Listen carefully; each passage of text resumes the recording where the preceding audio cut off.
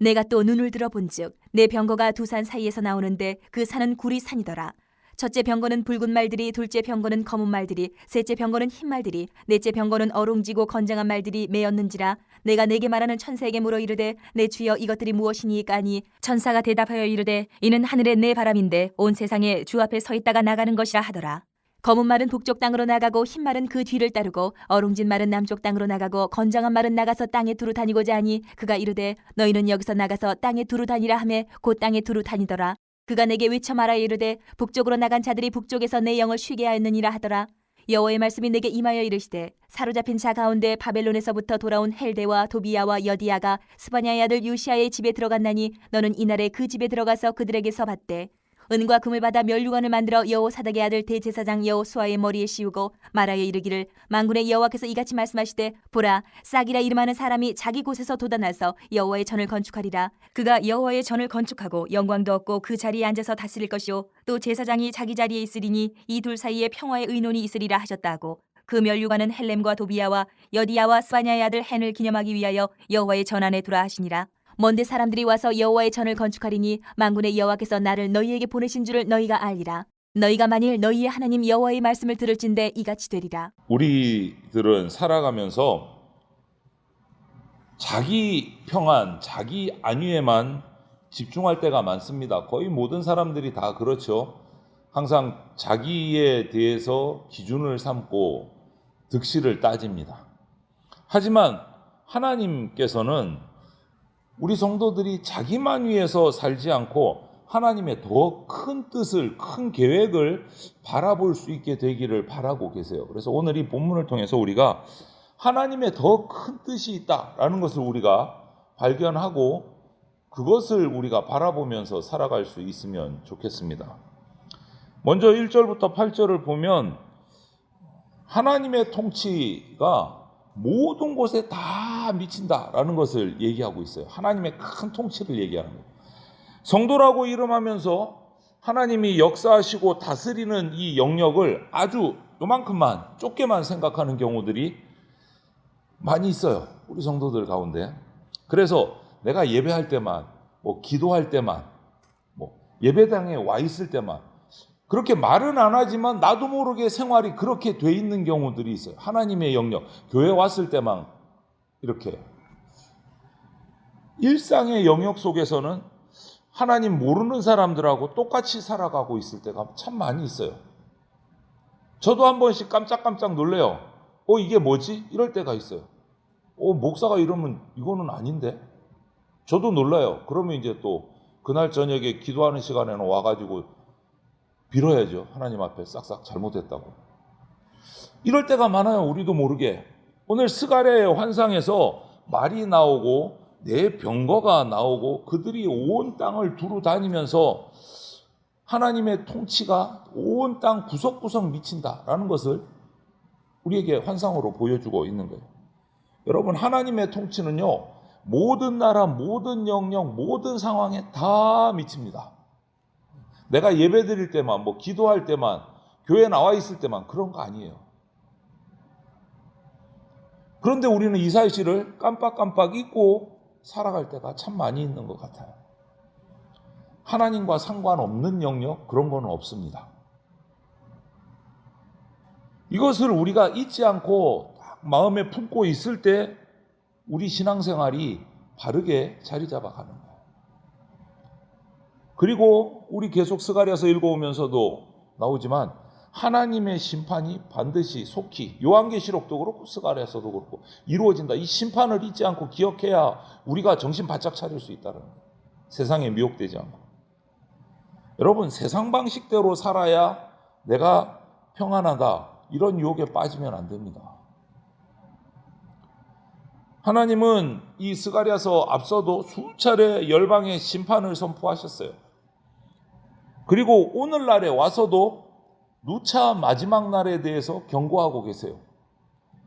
스가랴서도 그렇고 우리가 요즘 계속 묵상하고 있는 요한계시록도 그렇고 그 마지막 날의 경고를 계속해주고 계세요. 성경은 축복뿐만 아니라 심판도 말씀하고 계십니다. 그래서 그것을 잊으면 안 돼요.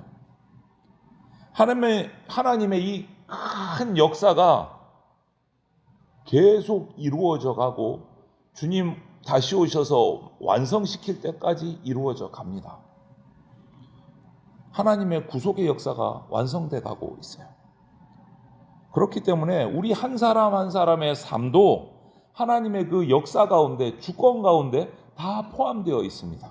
그래서 나만 생각하면 참 좁은 삶을 살게 되고 하나님의 뜻을 깨닫지 못하는 삶을 살 수밖에 없어지는 거예요. 하나님의 통치를 벗어나는 것은 없습니다. 그냥 무시하고 하나님의 뜻을 무시하고 나는 내 마음대로 살래. 그런다고 하나님의 뜻이 없어지지 않는다는 거예요. 하나님은 큰 뜻을 이루어가고 계세요. 그래서 우리가 하나님의 사역에 동참하는 그러한 인생이 돼야 된다. 그리고 하나님께서 이렇게 하시는 이유, 우리 한 영혼 한 영혼, 한 인생 한 인생을 함께 나가시는 이유는 9절부터 11절을 보면 예배 회복을 원하시는 마음이 있어요. 하나님은 우리가 예배 자리, 주님을 섬기는 자리로 다시 나오시기를 바라세요. 오늘 보십시오. 스가랴 선지자가 기록한 이 스가랴서는 이스라엘 백성이 포로 생활을 마치고 지금 돌아와서 성전 건축을 막 시작하고 또 성전 건축이 스톱되어 있는 그런 상황이에요. 그런데 다시 성전을 세우라고 말씀하신다. 다시 세우라. 다시 그냥 성전을 세우라. 이것은 물리적으로 그냥 예배당 건물, 성전 건물 세우라. 이것으로 끝나는 게 아니에요. 이렇게 말씀하시는 이유는 그 속에 하나님의 더 큰 뜻이 있어요. 뭐냐? 포로 생활하기 전부터 포로 생활하면서까지 너희들이 그렇게 고생하고 고통당한 이유가 뭐냐? 그것을 깨닫고 회복하라는 거예요. 그게 뭡니까? 우상숭배였어요. 우상숭배하다가 하나님 섬기지 않다가 하나님이 돌아올 기회를 줬는데도 그것을 무시하다가 온 나라가 포로돼서 70년간의 포로 생활을 하고 이제 간신히 돌아온 거예요. 그거 깨닫고 너희들이 섬겼던 그 다른 신들, 죄악들 뉘우치고 깨닫고 성전을 다시 세우면서 너희들의 믿음도 거룩함도 다시 세우라, 이 뜻이에요. 우리의 예배를 회복해야 되는 거예요. 그게 하나님의 큰 뜻이에요. 하나님께서는요, 하나님 당신의 백성이 고통당하는 거 원치 않으시는 분이에요. 환난당하고 어려운 가운데 빠지면 건져주고 싶어 하시는 분이 하나님이십니다. 되도록이면 고통을 덜 주고 싶어 하세요. 그러면서 관계를 회복하고 싶어 하시는 분이 하나님이세요. 그래서 우리에게 닥치는 모든 고난이 다 하나님이 주신 것은 아닙니다. 내 스스로 내가 죄로 빠져서 내가 나에게 고통을 끌고 오는 경우들이 많이 있어요. 그래서 우리는 분별해야 돼요. 나에게 어려운 일, 고통이 닥쳤을 때 내가 이거 하나님과의 관계가 잘못돼서 고통을 당하는 건지 하나님께서 나를 훈련시키려고 고통을 주시는 건지 그거를 분별을 해야 돼요. 그냥 내가 불신자하고 다를 바 없이 막 살다가 고통당하는 거라면 회개하고 나와야 돼요. 하나님 앞에 이 고통 없애주세요. 이렇게 해봐야 응답받을 수가 없어요. 내 잘못을 회개해야 그 고통이 사라지는 거지. 여러분, 우리가 하나님께 드리는 예배를 회복하고 하나님 말씀에 순종하는 삶을 살아가야 우리가 참된 성도의 모습을 회복하고 하나님 앞에서 하나님과 함께하는 삶을 살아갈 수 있게 되는 겁니다. 이런 예배의 회복을 큰 뜻 가운데서 명령하시는 거예요. 성전을 세우라, 다시 세우라, 무너진 성전을. 이거는 예배 회복을 위한 것이고 그들의 믿음 생활 회복을 위해 주시는 하나님의 큰 뜻 가운데 이루어진 명령이다라는 거예요. 그렇기 때문에 우리는 온 세상을 통치하시고 이런 큰 계획을 가지고 계신 하나님의 말씀 앞에 즉각 순종해야 돼요. 그리고 12절부터 15절을 보면 하나님께서는 성도의 기도를 들으십니다. 여러분, 하나님의 사역, 하나님이 하시는 계획들, 구원의 계획은 단지 우리 한 사람 한 사람의 삶을 좀 더 편안하게, 좀 더 복되게 살게 해주시려는 것으로 끝나는 게 하나님의 계획이 아닙니다. 하나님은요, 우리 한 사람 한 사람과 함께 하나님의 큰 역사를 같이 이루어 나가고 싶어 하시는 게 하나님의 계획이에요. 이스라엘을 택하시고 전 세계 사람에게 복음을 전하시려는 것이 하나님의 구원 계획이에요. 그냥 이스라엘 한 나라가 너무너무 믿음 생활 잘해서 착해서 하나님 마음에 쏙 들어서 이스라엘을 택하신 거 아니다라는 거예요. 이스라엘 통해서 제사장 나라를 삼으시고 온 인류가 하나님을 바라보게 하려고 그 한 나라를 택하신 거예요. 그것이 하나님의 더 큰 뜻이에요. 이거하고 똑같은 것이 저를 구원하셨습니다. 여기 예배하는 한 영혼 한 영혼을 하나님이 부르시고 구원하셨습니다. 그냥 우리를 한 영혼을 구원하는 것으로 끝나려고 우리를 부르신 게 아니다라는 거예요. 하나님의 더 큰 뜻이 있다. 그게 뭐냐? 우리 한 성도 한 성도를 통해서 하나님이 전 세계에 복음을 전하고 모든 인류를 구원하고자 하시는 하나님의 큰 뜻이 있다라는 거예요. 나만 구원받았으니까 나는 됐어. 이제 신경 쓸 거 없어. 이거는 아니에요. 이거는 아닙니다. 스가랴 시대에 예배를 회복시키시고 성전을 회복시키시고 이렇게 하신 것은 그 안에 하나님의 더 큰 뜻이 있어요. 뭐냐?